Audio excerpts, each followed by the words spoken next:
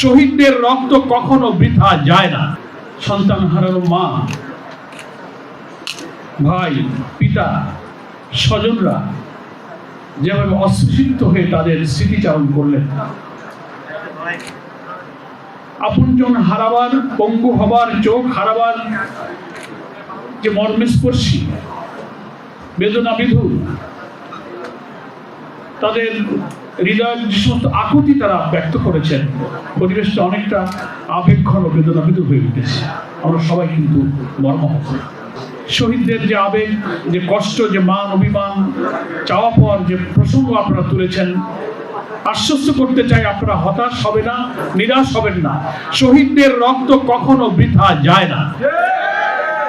মাননীয় সংসদ সদস্য রোকেয়া বেগম যখন পার্লামেন্ট এবং বাইরে শহীদ জাবেরের শিশুর দেহের রক্ত শূন্য হওয়ার গল্প বলেন, এরকম সন্তান হারিয়ে রক্ত শূন্য শিশুকে দেখে যে মা দাঁড়িয়ে থেকে জাতির সামনে সেই সংগ্রাম চালিয়ে যাওয়ার প্রত্যয় ব্যক্ত করতে পারেন, আনাসের মতো শিশু মাকে চিঠি লিখতে পারে যে আমি মা চলে যাচ্ছি যুদ্ধে, আমি যদি আর না ফিরে আসি দুঃখ পাবেন না, আপনারা গর্ব করবেন।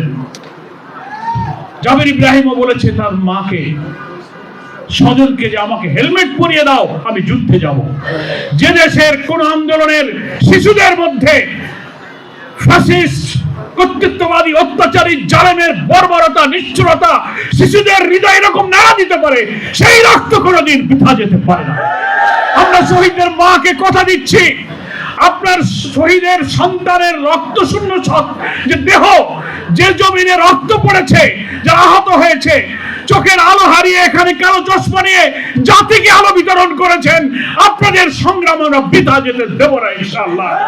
আমাদের নেতা, শহীদদের অভিভাবক ডক্টর শফিকুর রহমান পার্লামেন্টে যেমন বলেছেন, বাইরেও বলেছেন, জুলাই সনদের ভিত্তিতে অনুষ্ঠিত গণভোটের রায় কার্যকর প্রশ্নে আমরা তিলমাত্র ছাড় দিতে প্রস্তুত নই। সব বিতর্ক রাজনৈতিক সংকট সমাধানের জায়গা হয় সেখানে সমাধান করতে হবে, না হলে যে 70% মানুষ গণভোটে হা ভোট দিয়েছে সেই জনগণকে সাথে নিয়ে রাজপথে ইনশাআল্লাহ তার ফয়সালা হবে।